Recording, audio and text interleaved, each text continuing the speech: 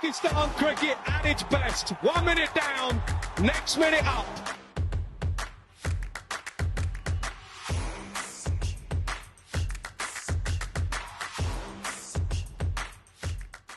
Thanks very much, everybody, for joining me once again. Saj Sadek bringing you another exclusive interview for PakPassion. Delighted to be joined by my guest today. He's a former Pakistan all-rounder. He's one of the greats of Pakistan cricket. Legendary status in Pakistan. He was part of some fantastic Pakistan teams over the years. Played 76 Tests, 122 ODIs. Scored 10 hundreds, 33 50s. Took 177 international wickets, which gave him the nickname of Golden Arm, particularly in England. He's coached Pakistan, Kenya, UAE, and coached all around the world. He was the director of the National Cricket Academy in Pakistan as well, and he was also coach of the ICC Global Academy in the UAE. Delighted to be joined by the one and only Mudassar Nazar. Mudi bhai, assalamu alaikum. Hope you're well. Walaikum Assalam. All good, all good. Mudi bhai, I know we've won the tri-series against Afghanistan and Sri Lanka, but Afghanistan and UAE, my apologies. But there seems to be a little of a downcast feeling about Pakistan cricket. Why do you think that is? Well, I think it's because the performance of this team over the last couple of years has not been that good, not up to the mark. So people lost heart. And also there has been an issue in Pakistan where the former cricketers, former Pakistan players that just jump on the bandwagon and criticize Pakistan team left, right, and center. And some of them, that they yearn for Pakistan to lose so that they can start their programs and go hard at Pakistani players and PCB. PCB bashing has become a great sport in Pakistan, as you know. So some of them do it genuinely, some actually want a job with the PCB. So that has been a real terrible mark in Pakistan in the last 10, 15 years, but never been so bad as it has been in the last couple of years. It's very interesting, Mudi bhai, that you say that, because I've seen players over the years who sit on TV, criticize right, left, and center, everything. They criticize the board, they criticize the players, captaincy, coaching, everything. Then as soon as they get a job in Pakistan Cricket Board, everything is perfect. Well, not if you look at the recent history.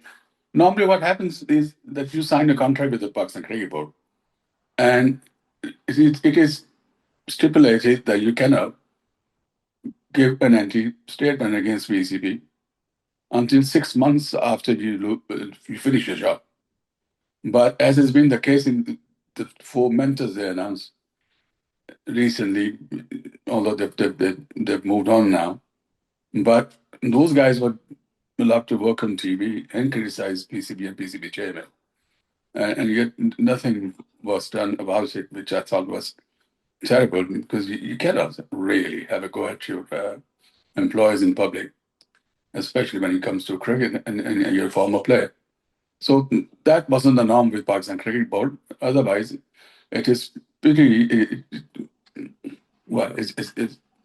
there is no way you can do that, because I know for a fact, because I've been part of PCB so many times and I've signed different contracts with them. And I couldn't give a statement, even though if I wanted to. Would the tri-series, I think many people felt that Pakistan might be underdogs against Afghanistan, but they've gone there, they beat Afghanistan twice, they absolutely demolished them in the final. That's a positive sign, isn't it? That's a much needed win for Pakistan cricket. Yeah, as you said, much needed and fantastic win. The way they came back, I know toss was in their favor. They won the toss and elected to bat. And in Sharjah in September, if you win the toss, you pretty much guaranteed a win. And also, looking at the strength of Afghanistan with about 4 spinners, 3 of them mystery spinners, you don't really fancy chasing runs against them in the second innings, because they would bowl you out. If you're not reading a bowler and you still have to, go after them, you're asking for trouble. And Afghanistan, they actually, they thrive on that, and a lot of their wins have been not just against Pakistan, against many countries when they bowled second. The third team in that tournament, Mudibhai, was UAE, a team that you know a lot about. You know, you worked out there, you Yeah. coached them. They look pretty good. I know they didn't win a game, but you know they can hold their heads up high. I mean, the development of UAE cricket how's it coming along? Oh, brilliant. It's absolutely fantastic. In 2016, when I finished with the ICC, I went back to Pakistan. There were about 5 turf grounds in UAE altogether. And now they boast of about 60 to 65 turf cricket grounds. And, they're almost at par with Pakistan. And there's been so much development of cricket in UAE recently. It's unbelievable. When I first started going to the schools in UAE, the head teachers or the teachers would tell me, yeah, we'll give you a slot. We'll give you a slot from in the last quarter of the year would be April to June. And I would say, no, it's too hot. We don't play cricket in this kind of weather. No, this is all we can do. And I thought, 12 with it. I started using the facilities 12 months a year. And now everybody's caught on in UAE. They did this age group setup is fantastic. And the club cricket is thriving. And you see that result. There are a lot of cricketers coming through. I see the new chap, Rohit Khan, who's come through. He was talked about in the last couple of years. He was trying to qualify.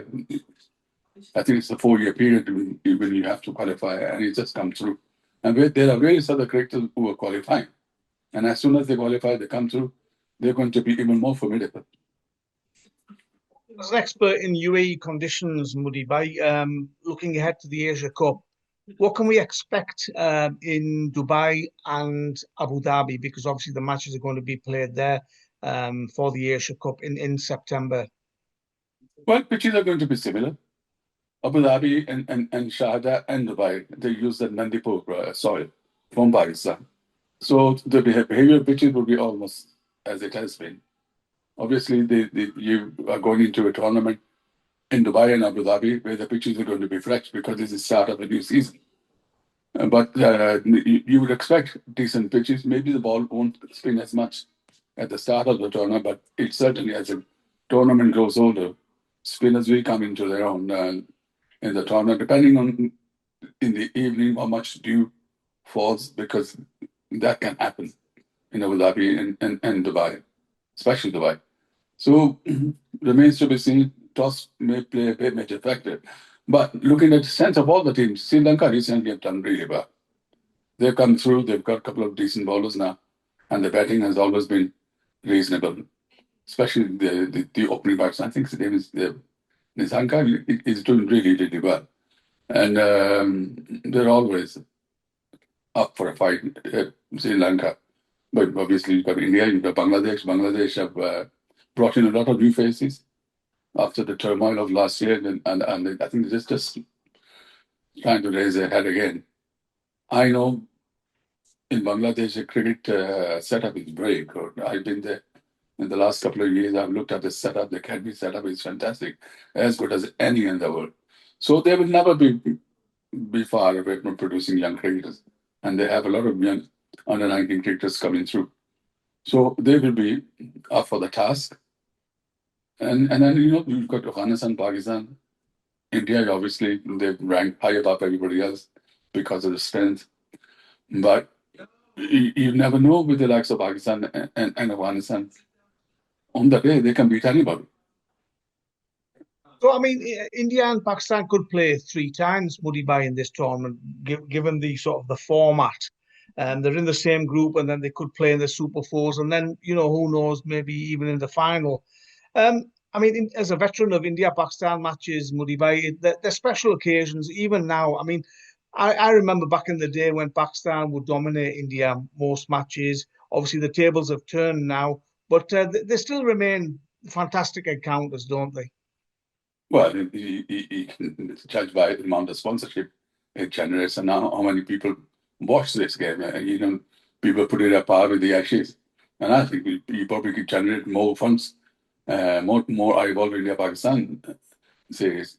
So you can see the interest there, and always hard fought. I mean, if you go by press and boycotts and all that nonsense, yeah, you can make your mind. But when it comes to actually playing against Pakistan, you forget everything, and it's on that day who fights more and who wants it more.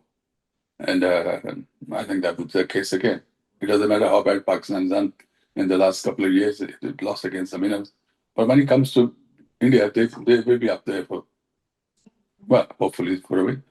I mean, as I said before, the confidence of winning that tri-series, Pakistan going to the Asia Cup as one of the challenges, really, Muddy. They stand a good chance, don't they? Yeah, of course, they stand a good chance. The pack for spin bowlers, I'm glad, like the last time when they came to UAE, they never brought any spin bowlers with them. And they suffered, but they learned their lesson. And now they brought in spin bowlers with them and one or two mystery bowlers with Sufyan and Abrar. No, they're at par with anybody else in the tournament. And when you play, especially 2020 game, and you don't pick a bowler from his hand, you're in trouble. And Pakistan certainly got two guys there. I hope they play both of them in whichever game they come up. They should have those two spin bowlers in the team. And then, on top of that, left arm spinner and batter who's done really well, man of the match, hat trick. So you're looking good. The only problem is the Pakistan batting lineup. I don't know what happens to them. Why are so hell bent on sending Harris in front of Fahim Ashraf and one or two others who've done really well and done well in this tournament? Why they keep insisting on? I know the guy is very talented. Maybe they give him an extended run, but the run is rather long now. Especially the way he gets out and he puts the team under a lot of pressure. There was a lot of discussion and disappointment at Babar Azam and Mohammad Rizwan being dropped from the Pakistan T20I squad. What did you make of that decision, and do you think it's the right one? Wrong decision. Made under false premise. Talking about their rate of scoring when they have better scoring than most Pakistani batsmen playing in this tournament. And look at the stack of runs they've made. I think that they've got something against these two, and something against Shaheen Afridi as well. I don't know why. Maybe it's because they were quite strong when the previous cricket boards were running the show, and he was alerting the present chairman. But there's certainly some kind of agenda against these three. And, it should never be the case. Although in Babar's case, I see everybody else is playing first-class cricket now, or there are one or two who are still playing in Caribbean. But Babar has opted not to play first-class cricket, which I hope is owing to the injury. Otherwise, how do you make a comeback? Look at Imam's case. He's taken a chance, come to Yorkshire, scored 3 rapid centuries, gone back to Pakistan. In the very first game, he's got a triple century. So you have to select him. And if Babar wants to continue playing for Pakistan, even though he's one of my favorites and I would like him in Pakistan team, but then he has to help himself. Especially when you're out of form. If he's out of form, how are you going to regain form? Even with the Shaheen Afridi and his one, they must go back to playing first-class cricket in Pakistan. And then I was going to ask you that, Muddy, because there seems to be a reluctance from many of our current players. They're almost devaluing first-class cricket. Whereas if you look at India and other teams, their first-class cricket is the backbone of their cricketing structure. Look, this is where the cricket ball comes in. Why do you ever give somebody standard contract? You give them standard contract so that they go up there, bolster our first-class cricket, play first-class cricket. They go to far away cities, far away from major cities, and go and play cricket there. A lot of youngsters come there and watch them, and then they want to emulate them, become like them. So But the problem is because they cost 100, not somebody gets 65 lakhs, which they're not getting now, but even still the 40, 50 lakhs, that's a lot of money in Pakistan a month. It's your duty to keep yourself fit throughout the year, to remain available for Pakistan. And when you are available for Pakistan, you're in good nick. How are you going to be in good nick? Like, we're all being Shadab Khan, he never plays first class cricket in Pakistan. Then he gets injured. Why does he get injured? Because his body is not strong enough. Go out there, bowl overs, bat, Shane Afridi. Why he doesn't play first class cricket in Pakistan? This nonsense about workload management is rubbish. Bowling 4 overs, then a rest day, then coming 4 overs in 2 spells, 2 overs at a time. And then I get statement from different cricket boards that they are looking after their workload. What workload? This is lack of workload. When you look at Wasim Wakar in Iran and the amount of overs they would bowl in county cricket, and come September, they'll be playing for Pakistan. Another heavy winter in Pakistan, then come back and play county cricket. They never complain about the workload. Imagine Freddie Truman bowling for 5.5 months for English competition. In those days, there used to be 35 first-class games a season. Bowl is hard out, bowl about 20, 25 overs a day. Throughout the summer, he never complained about workload. And yet we have people now talking about workload. I'll take you back to the times when Dennis Lilly got injured and Australia came out with all these new rules that you can bowl only 4 overs and or in the age group can't bowl more than 2 overs.